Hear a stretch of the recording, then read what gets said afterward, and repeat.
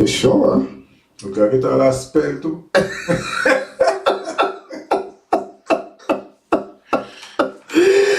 Well, listen, Simon, I've been trying to figure this new thing out, right? Yep.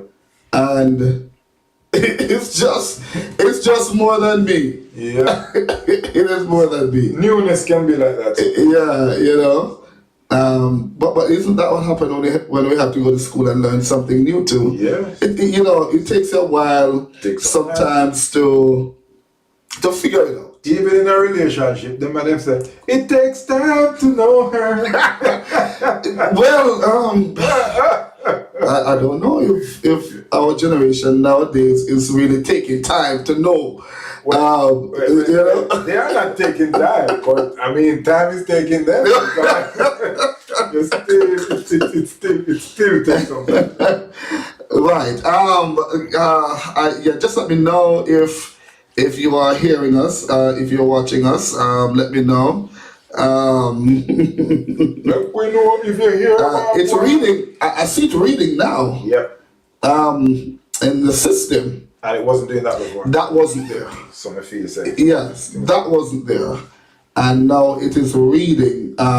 See with us, y'all. We're testing out a new system because, of course, Dr. KJ will be coming back bigger, better, and stronger. Much improved. All right, so we're just testing the system out.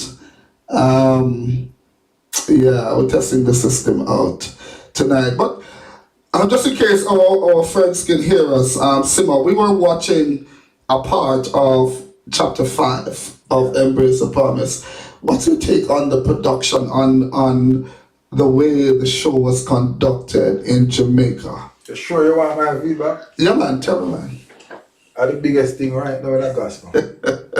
And that's I ask if you're sure because I know your humility. And you know my brothers.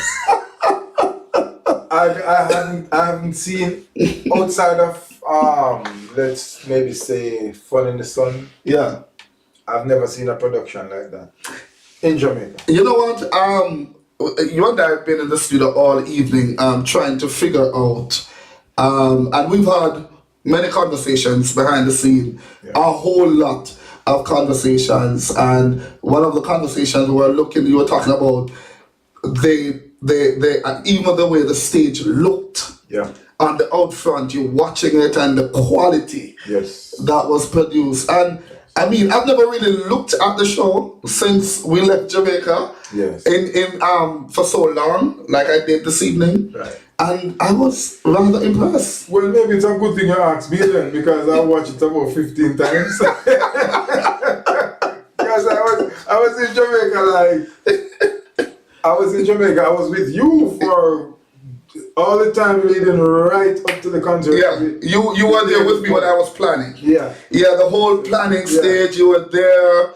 I just had to leave, a day or so before the concert. Yes. That was my salary. I had to watch it. But on a serious note, Dr. KJ, it was outstanding. Out of the world. The production was good. The performances were great. Listen, I want to talk to you about that because the first performance we had was the saxophonist, Fred Robertson. Yeah. And I just have a thing for saxophone. I just love the sound that it gives. It puts me in a different kind of mood. Mm-hmm. And that guy blew that thing not because he can blow it, but he blew it under the anointing.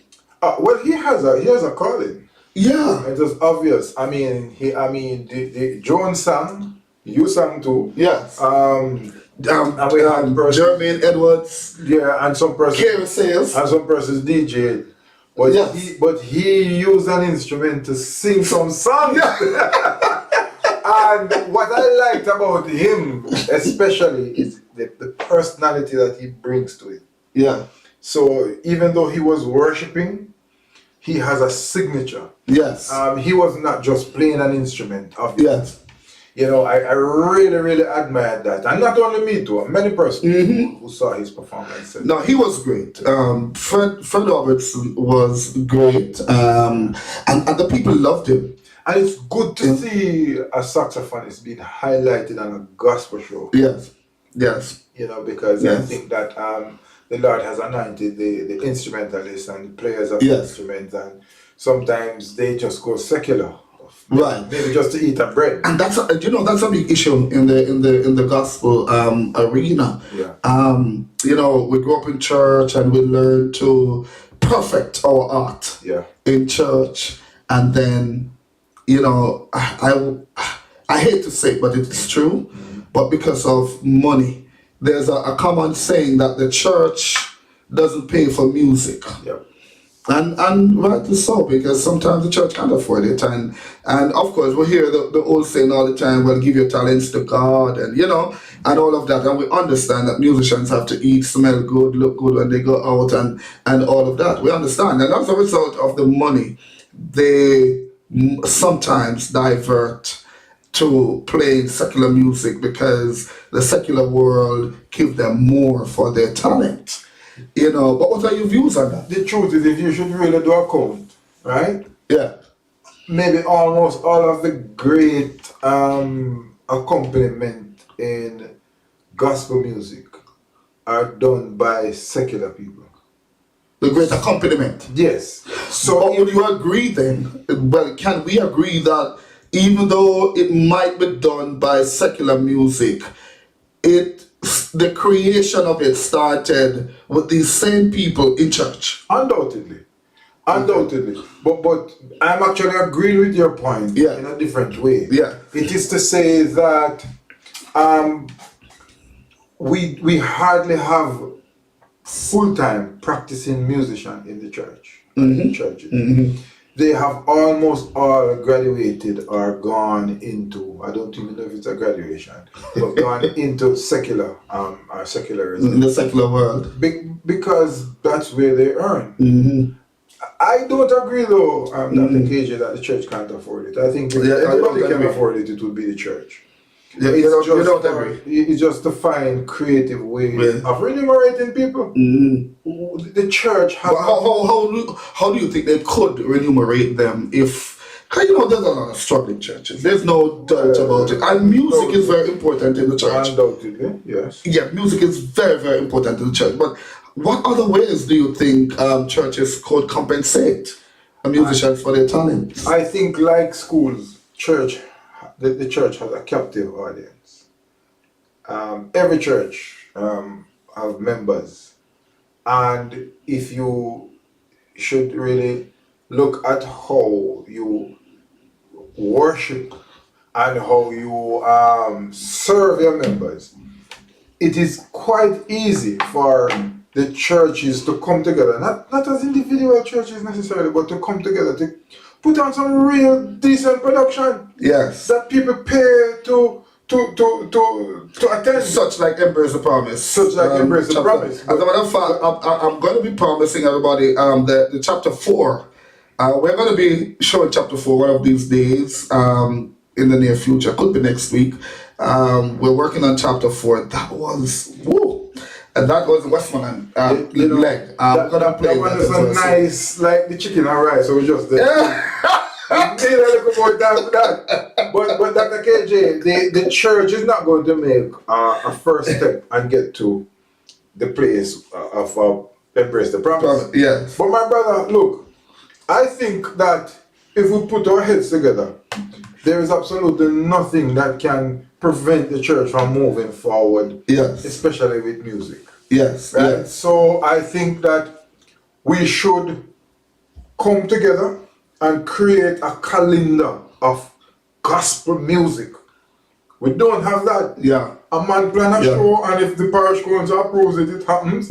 Or if he feels like it, he gets up to them, it happens. But there is not a calendar, and I think that if you do that, you can impact it in a big way. I think also that the church, has not embraced technology enough.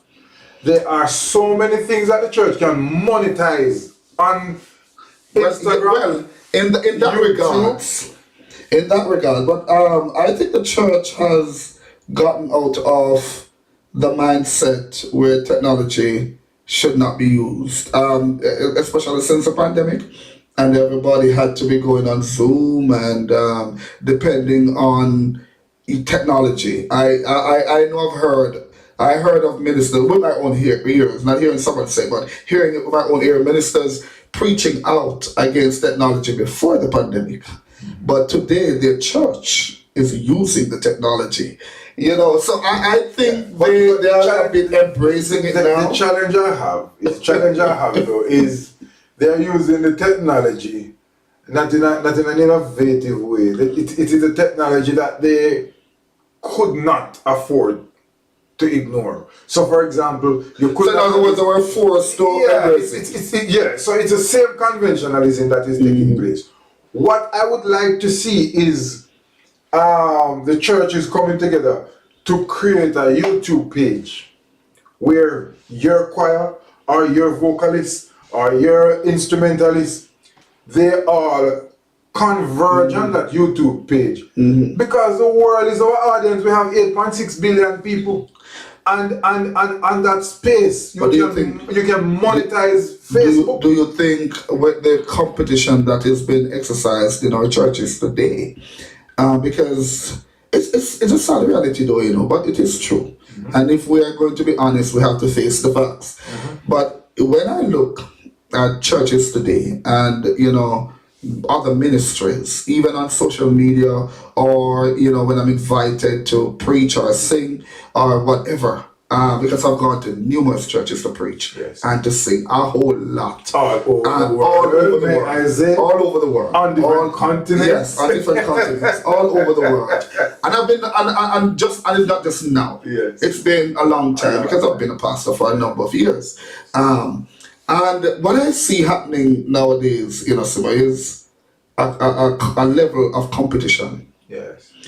If my church can be better than your church, and if my church can make more money than your church, and if my building can be prettier than your building, this is what is going on, and not enough attention and focus is given on organization and growing the members as well. Yeah. And when we grow to where we are supposed to be, then organization will begin to take place. Then I can now collaborate with your ministry and not be threatened. Yes. Because the issue is, I don't want to get into your ministry lest you thief my members.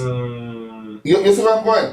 And that is what is happening today. I want to say good evening to Andrea Noble, to my singer friend Derek McFarlane, Sister Carmen Witter, Simone, how are you? Wherever you're listening from, welcome. I couldn't see the comment, but I'm seeing some of them here now. Yes, I'm seeing a few of the comments. Listen to it, Pastor. Oh, you thought we were just talking there? Yeah, we're live. We're actually live, you know. Yes, we are. Look, Pastor, the people in out in the world, you know, they have all kind of I call it gossip shops. Oh yeah. Right? They have all kind of vlogs and blogs and bloggers and mix up and blender. So why is it that the church can come together to have some holistic, family oriented event in the virtual space? Me not talk about a man just project him thing on Zoom and preach because it's church time and him couldn't go to church, so him do that. I'm talking about monetizing the thing, because every time we talk about paying people, the easy talk comes up that you don't have the money to pay them. But I'm saying to you that there are people on Facebook, Zoom, there are people on YouTube, Instagram, TikTok, who are rich Jamaicans too. Yeah. So we don't have to run too far to find examples. Who are rich. They are rich, and they are doing this. They are monetizing these things. The talent that is in the church cannot be found anywhere else. The little girl who sings on the junior choir, the youth choir. And remember too, that almost every single artist who has a name started in the church. So the talent pool is so wide and varied. Almost every single instrumentalist, every single keyboardist, every single saxophonist started in the church and played very well. But we do not harness these things and put it together in an organized way, so that the church people can begin to see how they can earn from it. And that is why they end up going to the hotel to go and play. And you know what comes but let me ask you though, Mr. Simpson, if this was to be done, don't you see another conflict there when it's time for the money to be shared? Because one thing I can tell you about money make people and it breaks them. That is true. Very easily. But there's one thing we can say about technology. If it is no good in anything else, it offers a transparency that nothing else provides. But who would this money? So you're saying that when they monetize, so my choir come together with your choir, with Sister John's choir, Brother Luke's choir, and everybody's choir, and we make it and put it on this virtual space, and it generates money. You're saying that whatever is generated now will be split between my choir, your choir, Luke's choir, Mary's choir, and you name it? Well, that is one way to look at it. What I'm also saying too is that because there may be conflict is not a reason not to do it. But I'd say we operate as churches too on this basis of informality. So we don't like to sign contract. We don't like to put up terms of reference in place. And that, I think, is where we ought to start. So if we are seeking to monetize certain things, if we're seeking to organize our visual reality and our virtual reality so that we can earn from it, then you put a document together. The church has all of the talent to do this, you know. So you put a document together, you outline what the terms of reference will be, and you follow that through. So there's a percentage, if let's say, for example, 5 churches come together, right? And you put a document together to say that the thing will be split in 5 equal parts. That is one way to do it, right? I don't want to oversimplify it because there may be other technicalities, right? Some churches may have greater talent pool than others and so forth. So you can apportion it. But what I think we need to do is to stop the wastage that is taking place, because our talents, the church is spending a lot of money to harness these talents in the early stages. It is not free and it is not easy to train a little boy to play keyboard or to have the choir coming together as an orchestra and bellowing melodic voices and sounds out in the atmosphere. And that is where the early training is taking place. And all you do now is train them and send them off to the hotel industry, train them and send them off to secularism, train them and send them off to this and send them off to that. But to be fair to them though, can you really blame them for doing that? Especially, let's say your daughter, for example, you pay to have her learn how to play these instruments, right? It costs you a lot of money because you have to pay the teacher. And after she would have mastered the art of music and playing and all of that, then the church says, okay, give us your talent. All right. And while the church is saying, give us your talent, the world is saying, I'll give you $1 million for your talent. Right? How do we balance? How do we bridge that? I don't have the answer to everything, but I would say this because I've considered it.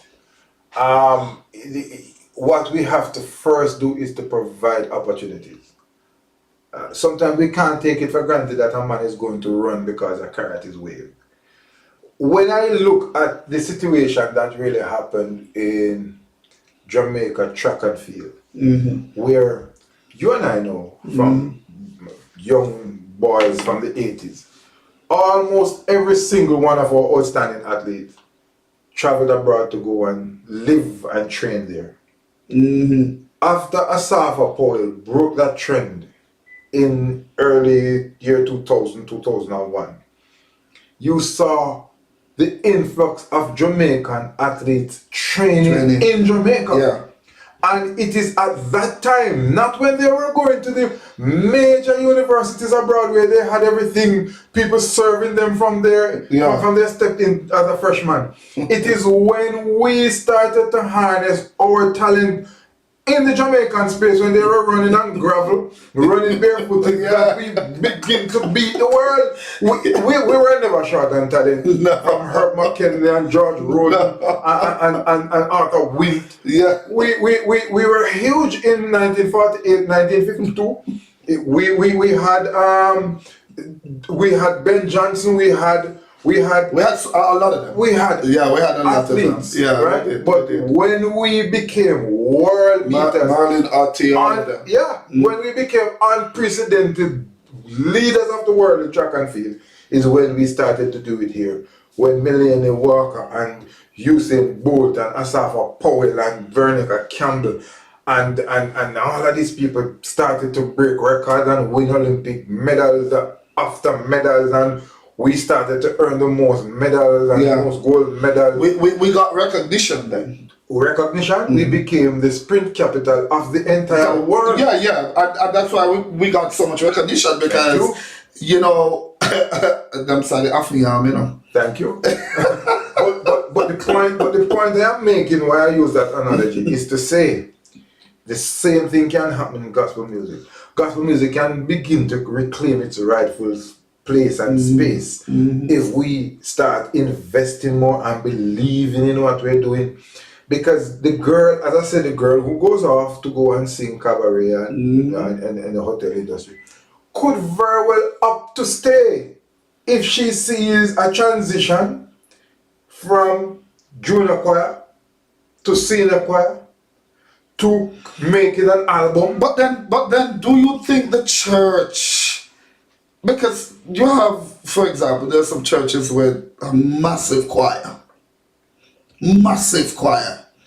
If you were to pay all those people, do you think the church could survive in paying its bills and, light, and talk about basic necessities, lights, water, internet, you name it? I think it would do very well in doing so, because if they were paying everybody on the choir. Because what I'm proposing is not to use existing funds to pay these people.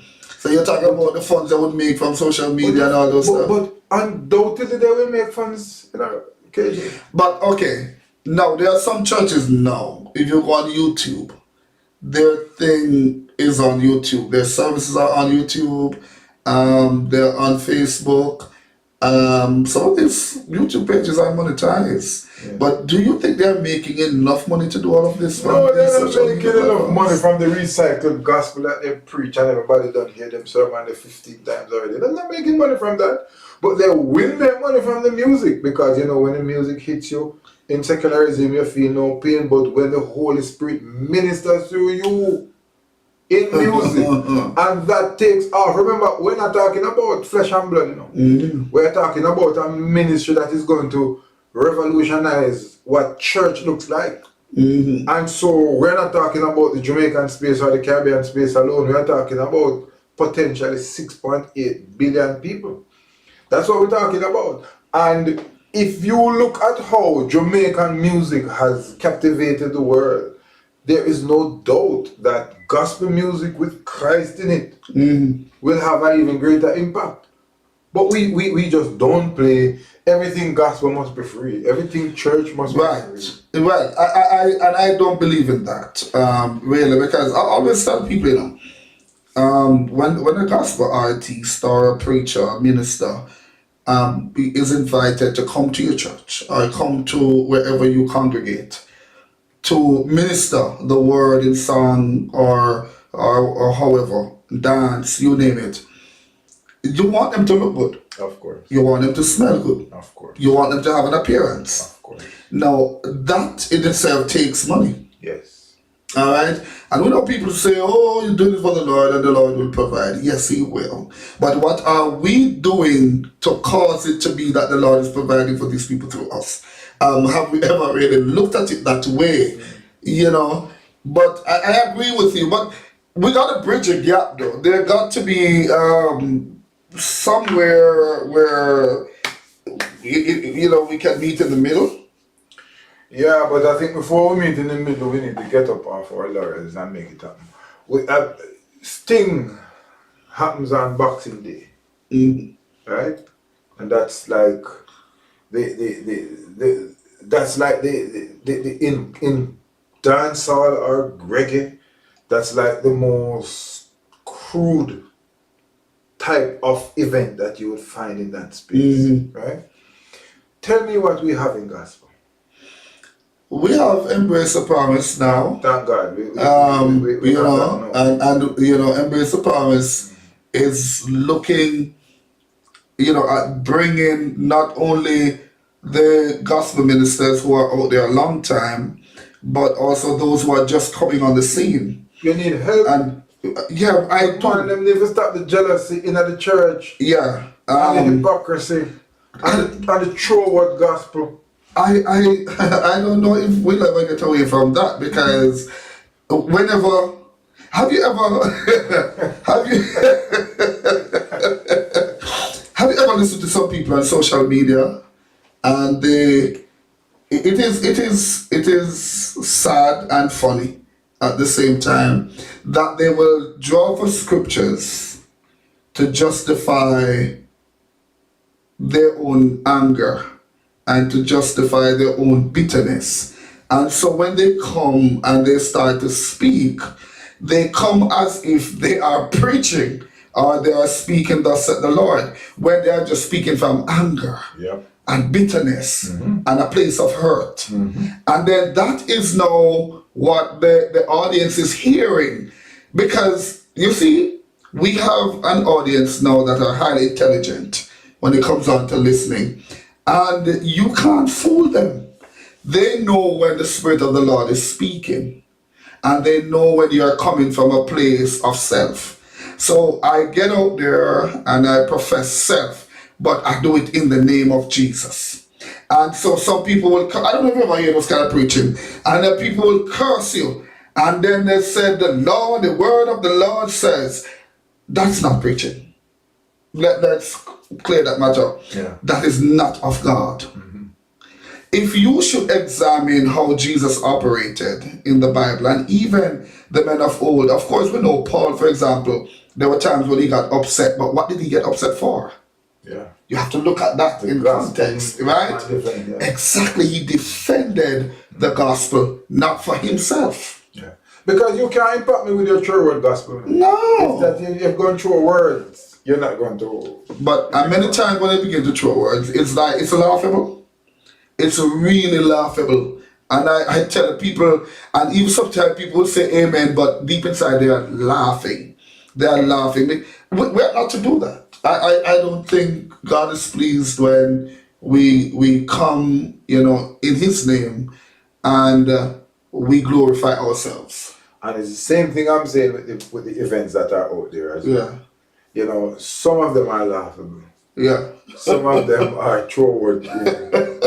Because you see, when you do something for the Lord, you must put the same amount of effort in it, like when you're doing it for yourself, or when you're doing it for a lady that you're pursuing or a man that you like. You know? So I'd like to see some of those events. And I believe, and I agree with you, because I believe these are some of the very same reasons why we, and I'm saying we because I'm a part of the church, why we as the body of Christ is no longer as effective as we should be. Because we have put aside the real presence of God, and we have elevated our presence, and our presence is not enough to captivate the audience and those who really need to come to God.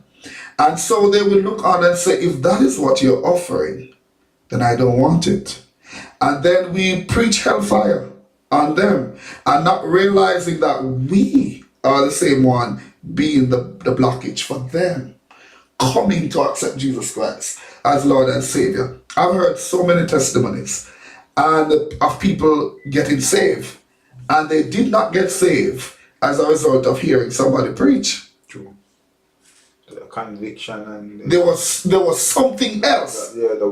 Sometimes the word that is on your mind. Sometimes even in the dance hall. True. People go to the dance hall and get convicted. I heard a testimony of a very popular radio personality, and she said, "Your sister went to a dance, and it was in the dance that the Spirit of the Lord spoke to them in the dance that you don't belong here." So sometimes it's not just about what you should do, sometimes it's about what I don't want. So you may go into the dance and you just decide that this is not what I want. This is not what I want, because you're trying it. And you said, "No, this is not what I want." Yeah.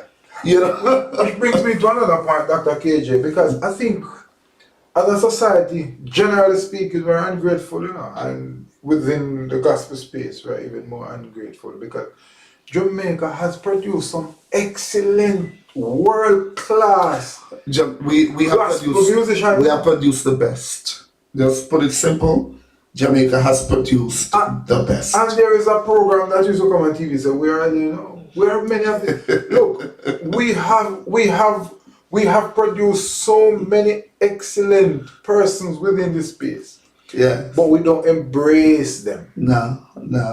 We don't lift them up as other societies do their people. And so, I'm going to run down the list. One of the people like Joan Fleming and Judith Gale and Dorian Williams. You remember that lady? Which one? Dorian Williams. Dorian Williams? Yeah, what was it? Some of her songs will come back to me at some point. But gospel people, a man like Lester Lewis, who has been, his songs have been sung over by some of the world's greatest gospel musicians. Yeah, Ron ever. Kenoly. Ron Kenoly sung over one of his songs. People like Lester Lewis. Well, I don't know what Prodigal Son is doing now, but I know one time he was one of the main artists, not just in gospel, but in Jamaica. Mm-hmm. We look at people like... Well, not just in Jamaica, but across the world. He was that good. Across the world. Right? People like Glacier Robinson. Glenn Graham. These are people who their songs and their sound will be recognized in Africa, Asia, Europe, America, and we hardly, when the Prime Minister is giving out awards and Heroes Day, we hardly have a gospel artist in there. But don't you think that this is like strategically orchestrated by the forces of darkness not to include the gospel in these things, because it's probably a way not to get the gospel or get people to be interested in the gospel? What do you think? Not in my view. Not in your view. I think we are our greatest obstacle. So you think that we are the reason why we are not being recognized? Of course. Look at the way we go about producing gospel music. Okay. It's like a backdoor business we deal with. Okay. I mean, which gospel artist in Jamaica has ever really been backed and pushed? And we talk about, okay, we want these big entities abroad to come and back them. If the churches come together and back one artist, I mean, that's the most powerful backing you could get.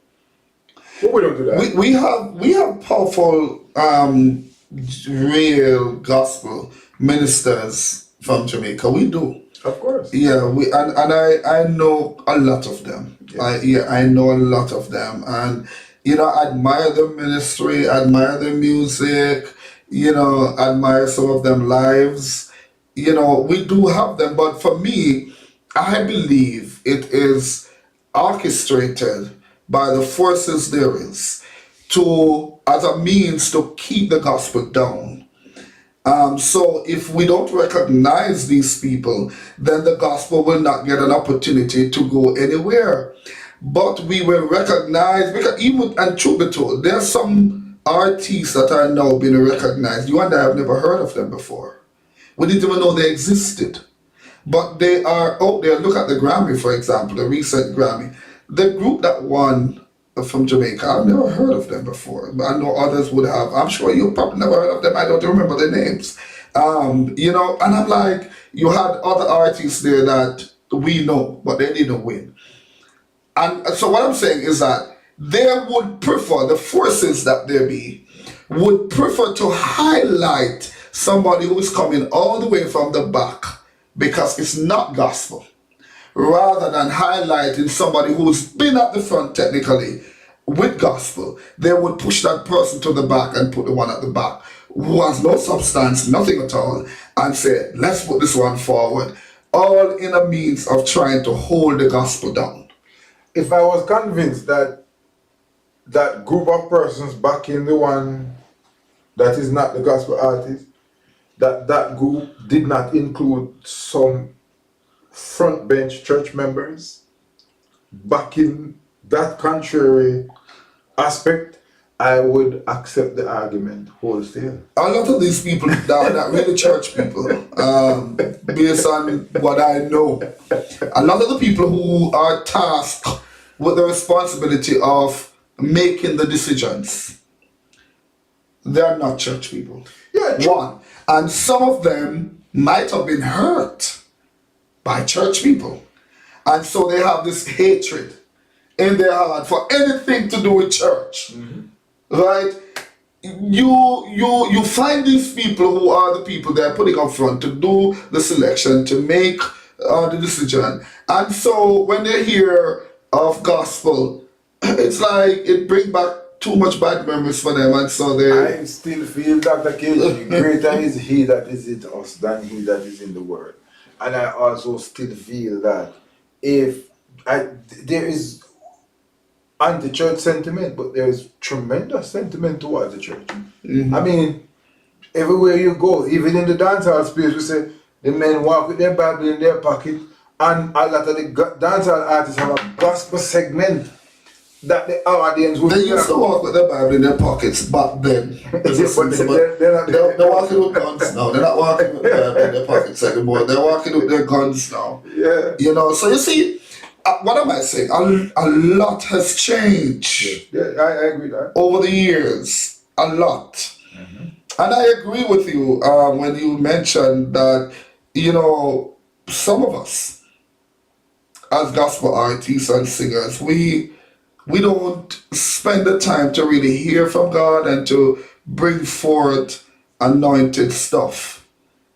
You know, it's like it's a competition. Okay, so because that minister drop a song, I must drop one too. And it doesn't matter how it sounds, me, I gotta drop one too. That's a wrong approach. Go back to what you were saying. What about embracing that minister and getting that minister to a level?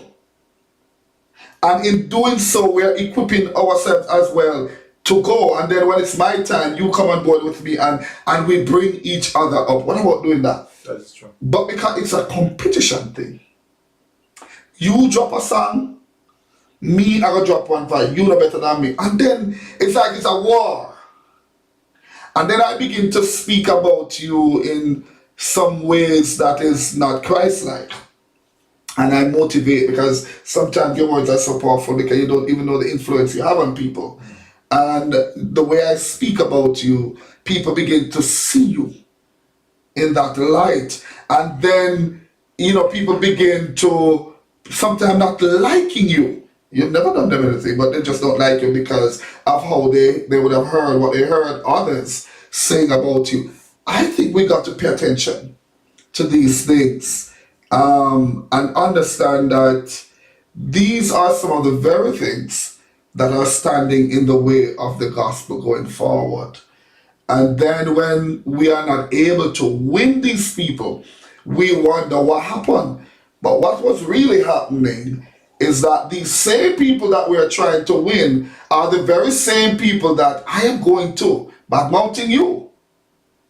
And now it's time for me to try to win them. How do you think you're going to win these people? When in the back of their minds, they are going to be saying, but if you can deal with the person who both of you are in the same class, that kind of way, what are you going to do to me? Yeah. And psychologically, these things play on people's mind, and so they rather to stay where they are than to come. And then we stay behind the scene and beat up ourselves and say how people not coming and people not doing this. But we have to stop long enough to pay attention to these little things that are being a hindrance to people coming to meet Jesus. Perfectly said. Yeah. I don't have no disagreement with that. I would also love to see Dr. KJ, a production house of very high quality that is promoting gospel music mainly and essentially. And I would also love to see a kind of, I don't know if it's a reward or an incentive system, but something that elevate and uplift and embrace the performers, the ministers of the gospel of Christ through music. I think it would make my night and my day and my week and my year if I were ever to come to see that happening. Because I think that in some subtle ways, those things will begin to create the change that we are so wanting to see.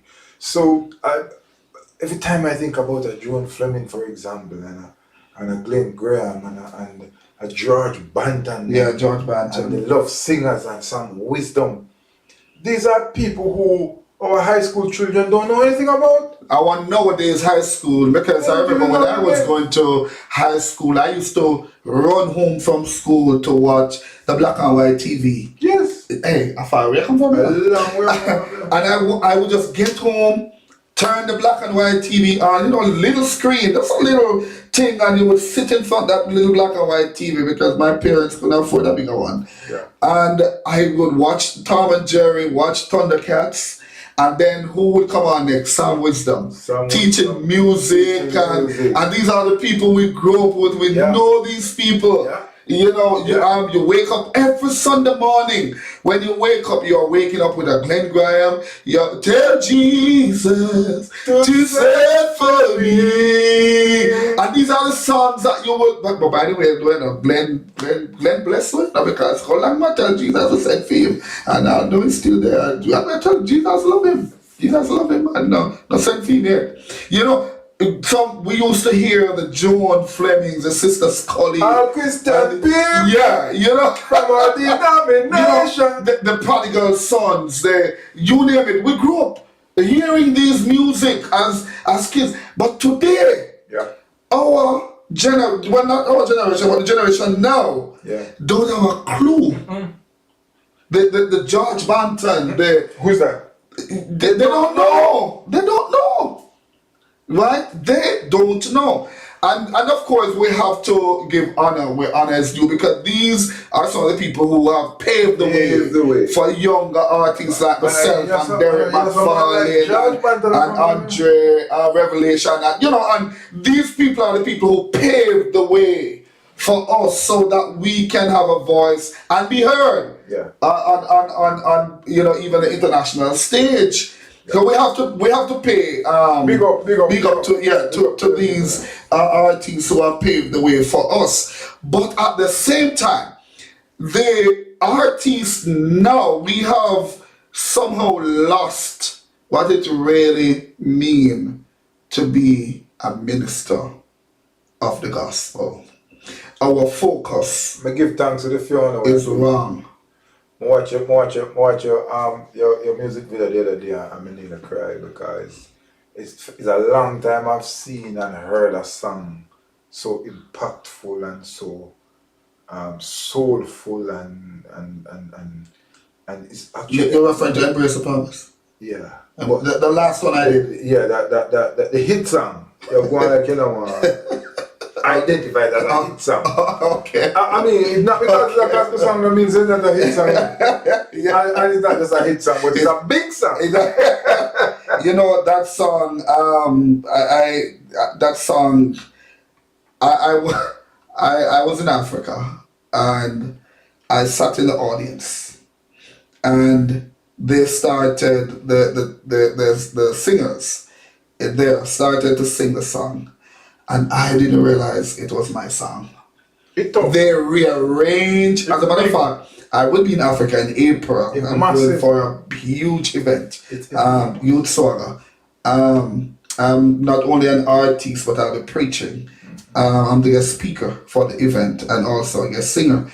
And you don't want to hear these guys. It's big, man. When I hear the arrangement, it's rough. Of the songs, I want to do them over. massive.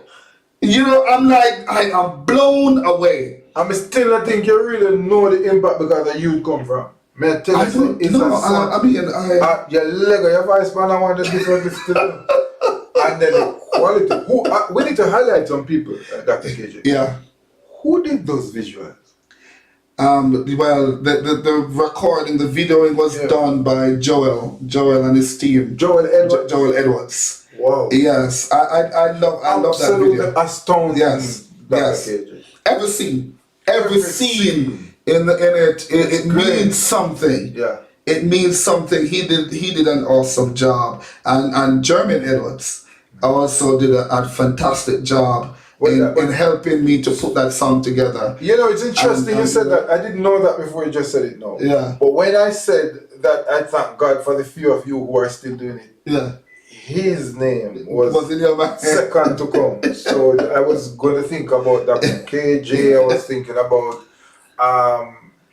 Edwards. Corson Brown, you know, they put great minds. These great minds came together and put this thing together and make it what it is. And you know, I'm just grateful. I'm grateful to God. Where's the next one? Dr. KJ has. Them say every good song deserve another. I have some projects that we're working on. You know, we're not saying much right now, you know, but we just know that we're coming big. We're coming huge. We've got a lot of offers. You don't and usually stuff. say much when you're coming with something. When you get quiet, we know it's time, you know. I see you get quiet there, I think something coming, you know. Listen, I have not been on social media for a while. I took some time from social media, and even though I haven't even trimmed or anything, we didn't plan this. This is just impromptu. You know, we're just testing out the system. True. Yeah, just testing out, and we just decided to just come and have a little chat. But something bigger. But something big is coming. Okay, all right, so I admit it.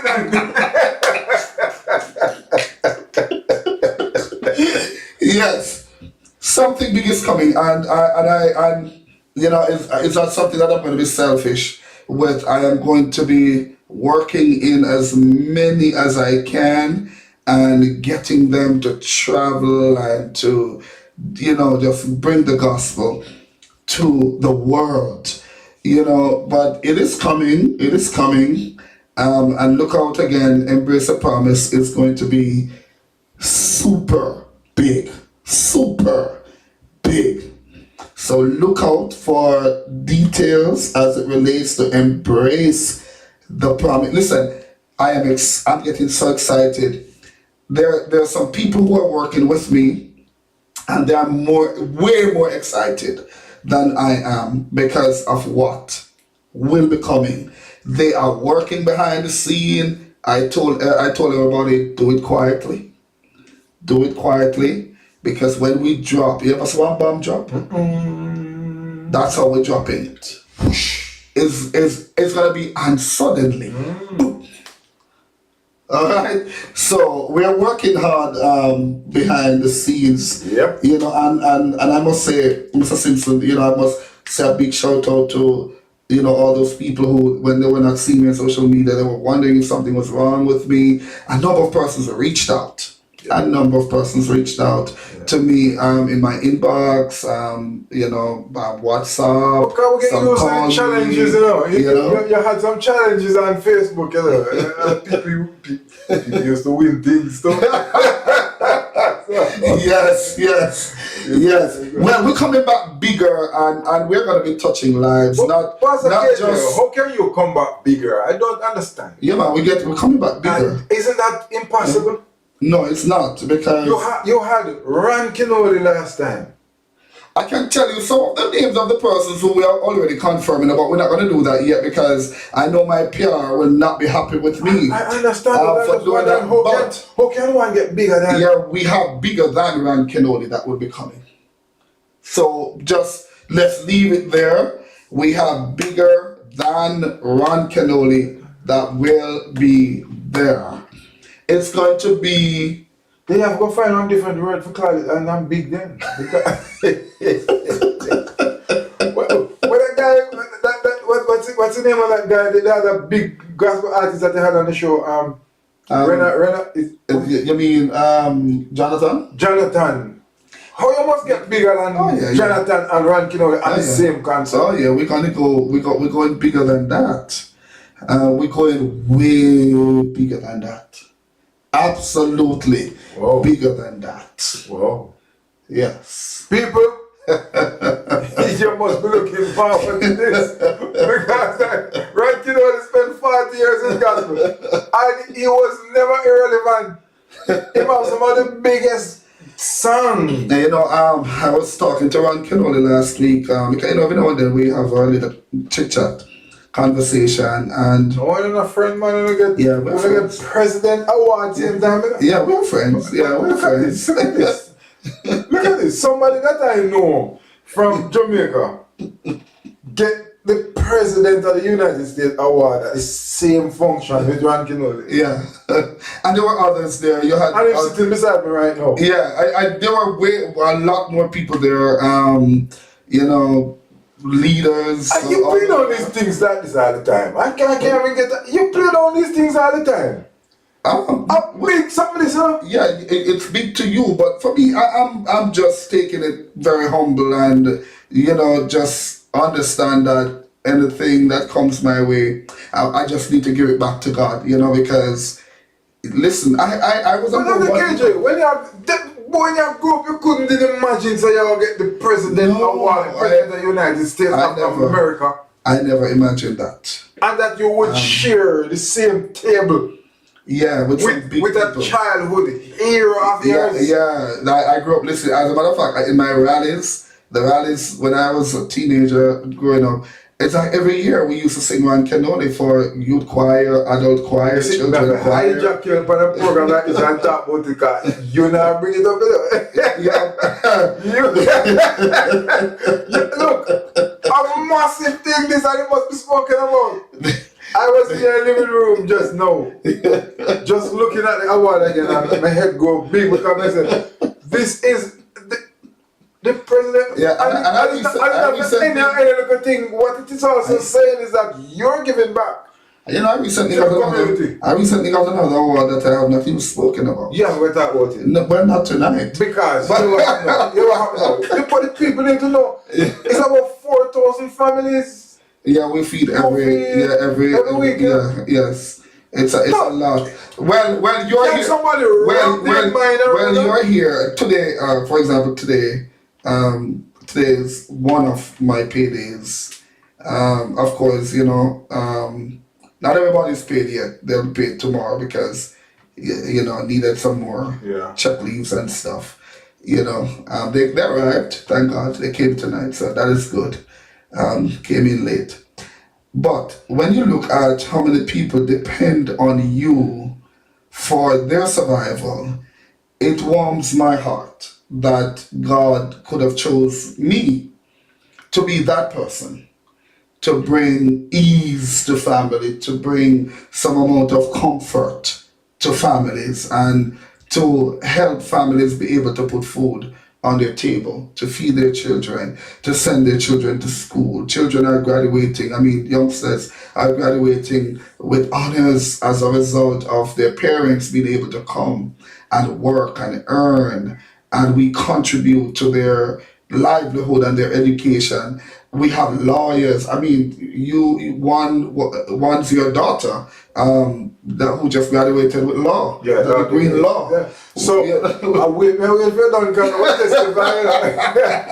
because you see, it is easy for persons to just listen, and it goes through one ear and comes to the other because they don't have a personal experience or connection. Well, me can testify because I am a teacher in the Jamaican school space. I am a principal, and I have had times when people help my school.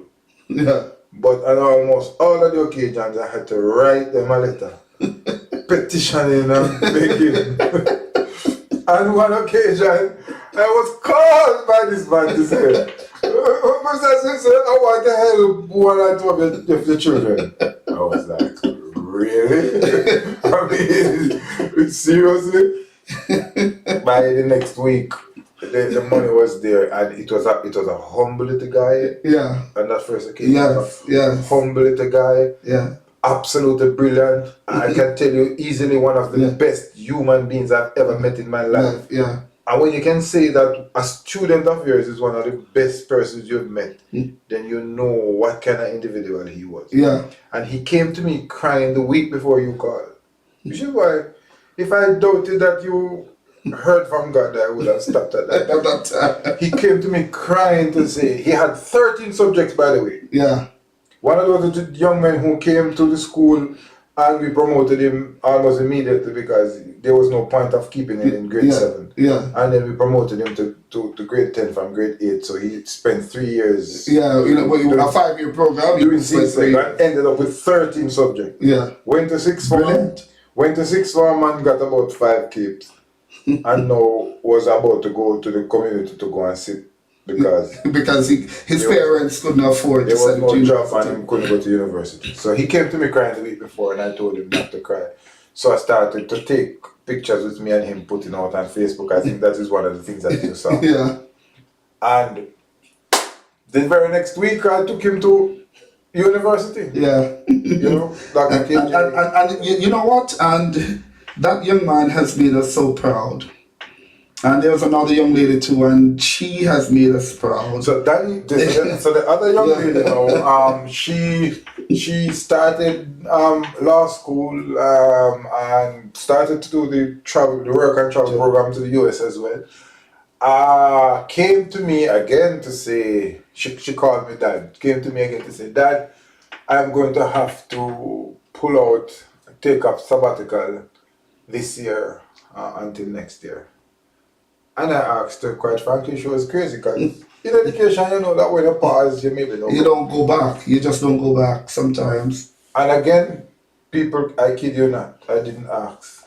And it's not like KJ and I share a relationship where we always saying, say something here, say something there. You know what I mean? It's not that kind of thing. And you know, you also try not to burden the prophet. Yeah. Yeah? Yeah. But I don't know. But the gentleman called me again to say, there's somebody that I want to help. You know what I mean? And she was able to continue. I was blessed. I wish if you would have seen her. That's why I pressed for you to see her. Yeah, I know you wanted me to meet her. I know. Because she brought for you a laminated version of her degree. So you didn't know. No. You would have run into that surprise. And I wanted you to have that. I didn't know. And she brought the one to me and she said, Dad, I have one for Dr. KJ. So, you know, and then even though, you know, I'm on leave from work and, you know, I hop around. And you know, you don't want to put the good man in any problem with the United States, but you know, I've had a little thing to do here and there to ease the stress and strain in whichever way. But you know what, Mr. Simpson? I mean, we don't toot our own horns, and we have no need to, you know, and. Not everybody has good things to say about, you know, us, me in particular. Not me too, sir. Someone does not. Yeah, that's us. You know, not everybody does. But you see, those who will speak in a negative way about us, I guarantee you they don't know us. Well, let me pause. They don't know us. Let me just pause and say something to that. I think it's important, and there are very few people who you can get to say this to. Because the journey has been long. Your helpfulness is nothing recent. And I hope I don't embarrass you by saying this, but my first experience with your helpfulness, you had absolutely nothing. I mean, like nothing at all. I mean, like when I looked down on your feet, I could see your toes coming through your shoes. And every time I saw your black pants, it looked familiar. You know, but you know, so I was at a school. I think you're a trainee In guidance counselor. teacher at the time, and you're a trainee. pastor Yeah. as well. And you were one of the main events planner in that parish. Yeah. And I was putting on a concert for my school and thought that I was a cat's pajama. You know, I had a whole list of artists on the show and started to promote and you know, wasn't that bad based on what you said to me, but the structure of the show was horrible. Yeah. And you know, in your own way, you found me through a colleague of mine. Your colleague said, I have a friend who wants to talk to you. I said, well, of course. I mean, let him come. And she said, I didn't care MC. Good, you said, make him come then. And then, you know, you took that program from me and you showed me that. Yeah. You know, I had way too many artists on Yeah. the show. You did. You had too many artists on And that show. you told me that you would be the MC for the show for Yeah. me. I remember even telling you I would speak to some of these artists to drop them. You didn't tell me, you did it. Yeah, I went and spoke to I them. can't call personally. name because it's not no secret Yeah. either. You call Glenn Graham and you make him know the time of day. You call Joel Fleming and you call to move her feel way down. So I mean, like seriously. But then you also, because you were, it's not just now you're doing all the things still, because you were many hats. You were hosting a program on Vibes FM. Vibes FM, yes. I was a radio host, yes. What's the name? Man Talk or Action Talk? Action Talk. Action Talk. Action Talk. And you gave that event so much airtime Yeah. that I wondered if you were crazy. And then you brought me to the management of Vibes FM and introduced me to. I'm just looking at this man and saying, so how this man just do so much things to small women know? I mean, is this for real? And you know something, Mr. Simpson, there are persons who they've been recipient of my help over the years. And when you can no longer help them, they will want you to feel that, oh, he was helping because he was expecting this or that, or no. It's never so. But KJ, you know what I help from the deepest part of my heart. If I'm going to help you, I am going to help you. I don't need anything in return for your help or for me helping you. You know, I just do it because I can testify. The Lord just impressed it on me. I can testify because I remember that the first concert you did for me was a massive success. Yes, I remember. I have pictures. I still have pictures of it. Yeah. Man in the school was car. Yes. Upstairs, the balcony area, rampa. It was Ticket solo. It was not Manning's. That one we had. Oh, it was Sean Lavery. Yes. So you remember? Yes, I remember. So if even test my chest, you prove it because so there was George Banton, Edwin Myers, DJ Nicholas, Judith Gill, yes, Edwin Myers. It was a lot of them. It was a whole lot. But the concert was awesome. It was awesome. Sold out. Right. So we had people outside couldn't come in. Couldn't come in. Yeah. I mean, the thing was sold out. Yeah. And the food sold after. Yeah. So it was a massive success as far as I'm concerned, especially for our first for a high top promotion. Now, for that concert, we gave some money to the infirmary. Yeah. Mm-hmm. And we paid every single artist what they charge. The other 50%, because we paid them before, and 50% before they went onto the stage. So it was obvious that we made some money. Mm-hmm. So when I saw KJ helping before the event, I suspected that he was a madman to just be giving up himself so effortlessly. It was after the concert. Now I confirmed that he was certified mad when I handed him some money and he said, "No, I did it for free." I said, "Well, this is a stone madman because I said to you, You look down on him feet and you see clothes. You look on him black pants and it look familiar. So, and I want you. I just say black pants, I work in the concert, you know, don't be talking, you know. I only had one black pants, sir. I have to find some money because obviously the show never flop. And him said no. So I never know what to think of him. You know, I just appreciated him. I started going to church, listening to his sermon. Understood, what. And it's just in me because, you know, and to be honest with you, Mr. Simpson, I wrote up these things in one of my books, Embrace the Promise, how being nice sometimes, you know, people can take advantage of you, and then if you're not careful, you want to regret what you have been doing. Yeah. And I ask God to help me not to regret helping anybody at all, because that's where my blessing is. And even if I don't experience that blessing here, I know my children will reap. Yeah. Because the Bible says it and the Bible can't lie. God don't tell lie. Yeah. Right? And since, you know, sometimes things happen and you think about it, you know, as a human being, and you have feelings, flesh and blood and emotions.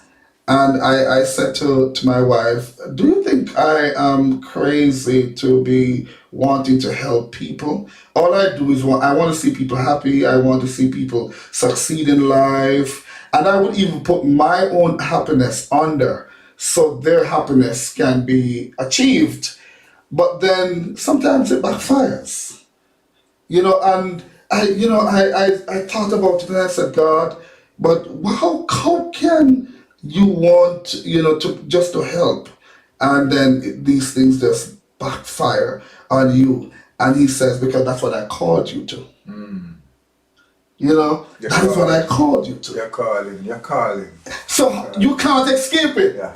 And so I am learning not to be surprised. Difficult as it is. Yeah, as it is. Difficult. Sometimes you will be disappointed because, you know, you don't expect it from certain people. Yeah. You know, that you thought, you know, you could bet on. Yeah. But then it happened. You just try to take the surprise element. Right. You know, but then God keeps reminding me, you don't complain. Yeah. Whatever happens, don't complain. You don't complain. Yeah. Right? Because the moment you start complaining, you're going to be in trouble with me. Because I gave you a specific command and you know what it entails. Wow. Right? Yeah. And so that's why a lot of things happen and afterwards I can take it with a smile. I will just smile at certain things because while it is playing out, the Lord keeps ringing in my head the purpose for it. And so I smile because I want to, you know. Well, let me tell you, people listening now, I want you to hear me now because again, he mentioned wife. I remember some, oh God, we were having concerts, man, on the veranda. Yeah, that was a rehearsal ground. But you know, it's a long time people are coming here. Hey, Come to think of it. Nikki, I don't want normal, I want a regular woman. You remember Nikki used to take 1 and 2 tin mackerel and feed them altitude? I said, before we get to the feeling, because I guess that's her calling to cook. That woman can cook. By the way, what's this now? The noise on your veranda from 5 o'clock until midnight with a young baby. Man! Oh Lord, yeah, we sometimes I wash her foot and drink the water. Why, you know, a lot of people tell me that you need to do that because she's different. I'm telling you, she's called to what she's. I'm married to one bull man, you know. Yeah, man. But me never seen nothing like this. No, and you see a lot of people wouldn't know. And not even my wife would be upset with me saying a lot of people don't know some of the things that she has to put up with because of me. You know, and I mean, she understands me, and that is a beautiful thing. She understands me, and she doesn't make anything I do for the cause and the sake of the gospel bothers her. And even my kids understand, I'm going to be having a full house because we're going into Israel, and everybody who is going into Israel will be connected from my house. And then we're going to be heading out into New York, and then from New York we're heading into Dubai, from Dubai we're heading into Jerusalem. And I said to my kids, can Daddy inconvenience you guys for a few days? And right away, because they know me, they said, Dad, don't worry about it. You can have my room. Dad, don't worry about it. My room is available. I'm like... Testify. Testify. God, the hotel was overbooked. And I don't start my preparations to go elsewhere. And then I only got a call to say, no, this has been sorted out. When we go in the room now, Mrs. Helena guest room. Because Mrs. Son picture big. That's actually my son's room. So I said, and he voluntarily gave up his room. What do you want people bother? He voluntarily gave up his room because when he came in from school, so good. He said because he knew that our other guest was coming, and he said, Dad, where's Uncle gonna sleep? Which is you. He said, where's Uncle gonna sleep? I said, well, that's what Mom and I are trying to figure out. And he said, oh, don't worry about it. You can have my room. But children this age supposed to be selfish. And he said, I can stay with you guys if you want me to, because my dad is here and all the rooms are occupied because I have guests and stuff here. And so he said, Dad, I can stay with you guys. You know what he did? He has I don't know what you call that bed, that little big ball bed, beanie bed or whatever they call it. Yes. Beanie bed. He has one. Okay. And that is what I saw him pull. Wow. In my room, and put it right in front of the television and just lay down there and went to bed. Wow. I got up this morning for school. Went to school. I didn't even know when he left for school because I was sleeping. But it's testimony, man. It goes to show you that when you're called to certain things, but at the same time you want to be mindful and to be careful of some people that you allow in your space. It is very important. It is very important because sometimes they will come into your space, but then when they leave, it's hell and powder house. Yeah. And then you have more work to do, and you have to call on the prayer warriors to help you, to pray out them, because not everybody is really genuine. But again, the Lord keeps saying, don't complain. Maybe that is for you to pray more.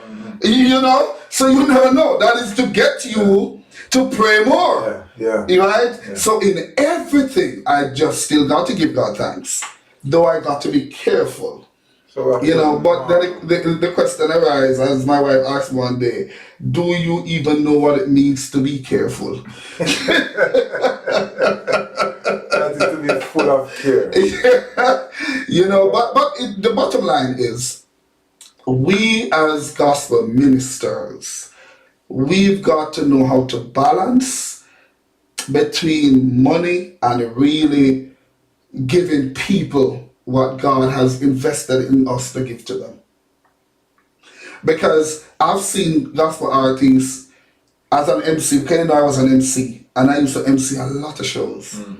And I would be backstage sometime and hear gospel artists cussing a lot of bad words and behaving badly for money before they go on the stage. Yep. And as they hold that mic, they're speaking in tongues. And you just look and say, oh, what a mockery. What a mockery. They're just there behaving badly and cursing and what they're going to do to the promoter. And you're there listening and hearing them. They have no care. They have no remorse. And as soon as they hold the mic, they are in tongues. It's a show. It is wrong. It's a show. It's a show. When are we going to get back to really in the spirit and seeking the face of God before we hold that mic? So when we hold that mic, people can be blessed. People can get real food and not just junk. Because what we are giving people nowadays, a lot of people are junk. we go on itself and we gratify self, and in the midst of it, God is left on the back burner saying, "Where's my glory?" Yeah. You know, we have to be careful, and then we got to treat the artists fairly. True. At the end of the day, True. By rewarding them their because it's not fair just the share. artist cursing. No. Some of us want to call them to come and perform for free, like they don't have a family to feed to. Precisely. Yeah. So we got to treat them fairly. And the same people, when they keep secular music, they know that they can't try. No, they pay it. They pay it. When they have the secular show, they pay it. Yeah, they pay whatever it takes. They pay it. You know, but yeah, we got, and I go back to the point, we got to find a middle ground. Yes. We got to find a middle ground, but know that anything we do, let us do it to the glory of God. Yeah. Well, Mr. Simpson, as you said, you know, we stay here and talk all night, and I see the people enjoying it. But we're going to leave you now. I am going to try to play a song. As you know, we're trying to test out the system. So the mic works, thank God. Now let me see if the music works. If the music works, if you can hear it, just comment and let me know that you're hearing. All right? But until Tuesday, what good? In the meantime,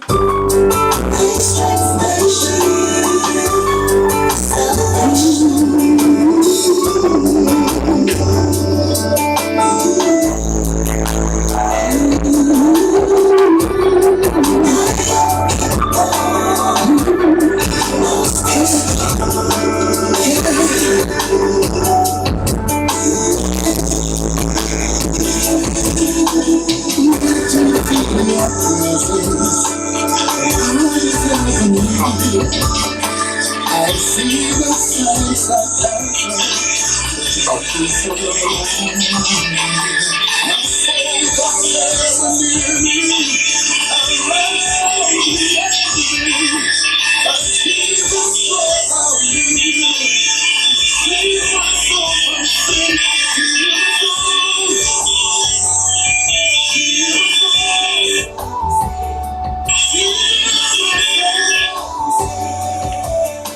From sin, shield my soul, shield my soul, shield my soul. From sin, oh Jesus, I have promised to serve thee to the end. Be thou forever near me. My master and my friend, I shall not fear the battle.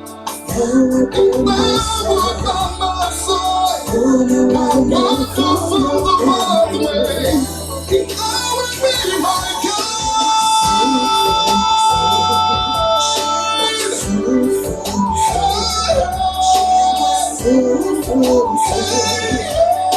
from sin, oh, see my soul. Mr. Manalo, so, recent one. This? I want to song. Yeah, we know your song, but No, man, it's on the album. But I don't play it a lot. But that was my favorite song. no problem, so Yeah, man, that was my favorite song, man. Yeah. I'm gonna do a music video for it. Yeah, everybody said they might hear it.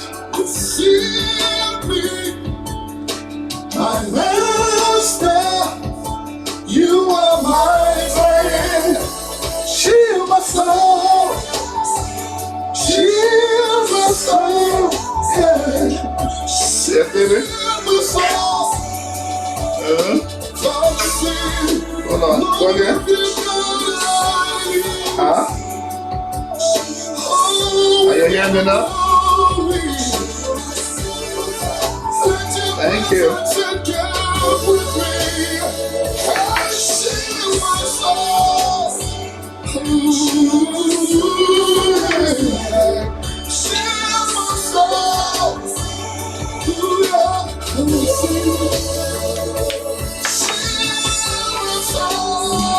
Indeed, Chima Soul, the song of Dr. KJ, shield my soul.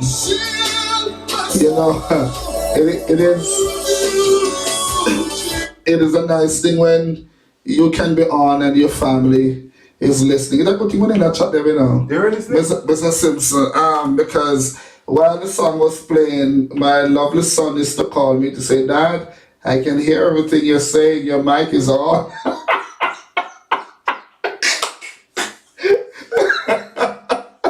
You mean we didn't turn off the mic? No.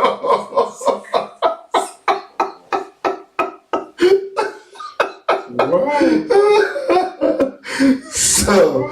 So the family was listening actually. So big up to you guys. Thank you so much. Sophia Miller Parks, Jay Benz, my brother Derek McFarlane. Thank you for your room. Everybody who's been listening, thank you so much. Thank you for staying with us.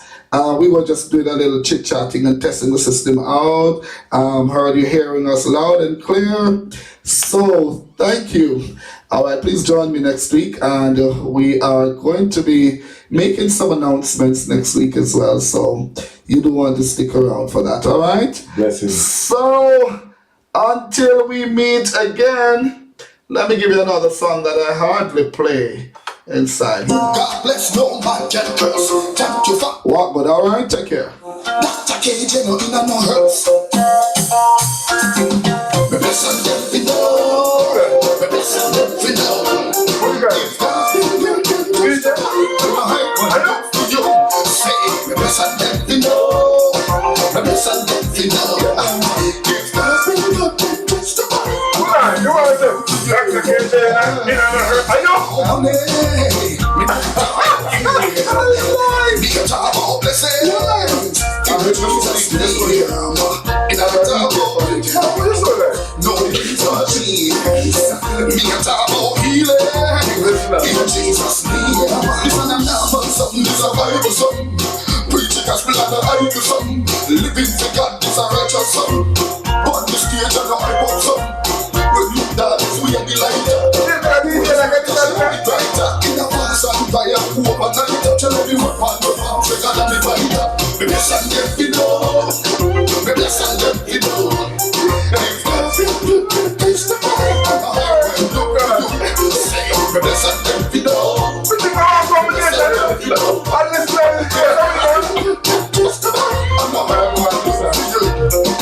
This is a part of the essence of the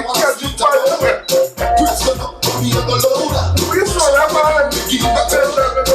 Got a peace in my spirit and a joy in my soul. Make me surrender to Jesus and say take control. When you think about Calvary, how we pay that toll. I'm not ashamed of the gospel, so we preach it full. Me bless and them we know. Me bless and them we know. If God be good, then just the way I want to do for you. Say, me bless and them we know. Me bless and them we know. If God is good, then just the way I want to do for you. Me not talk about money. Me not talk about freedom. Me talk about blessings. In Jesus' name. Me not talk about income. No influence. Me talk about healing. In Jesus' name. This a Bible song. Preaching gospel and a Bible song. Living for God is a righteous song. That is we are the light. Oh Father, hear me when I cry. Meditation from my heart and the words of my mouth. You will not go out. Oh, I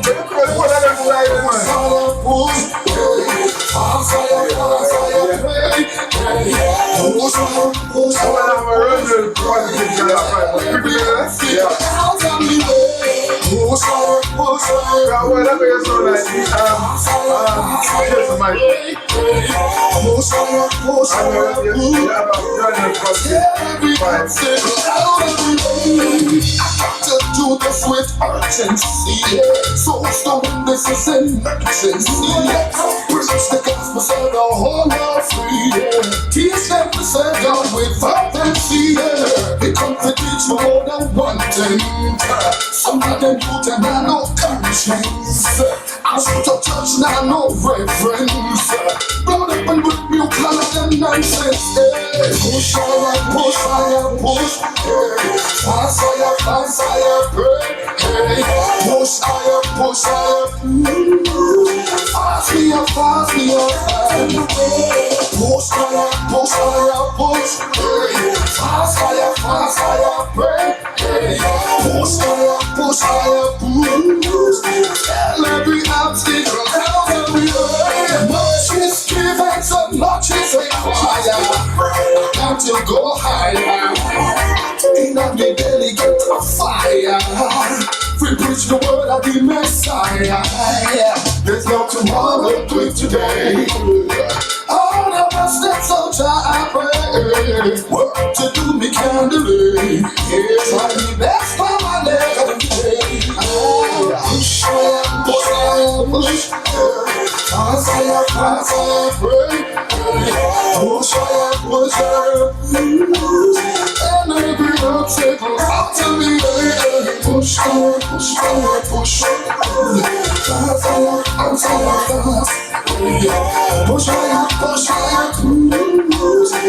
every obstacle out of me. I need to work, my life is not my own. You get a price, I gotta things my own. Give me the sun, making the spirit and show. What my purpose on my body. He said I'm here to make a difference. Give him the truth and leave the pretense. No fear to tell us you're not reaping. Son and Holy Ghost within your tree from soul. Push them up, push them up, push. Bring them up, fast them up, pray.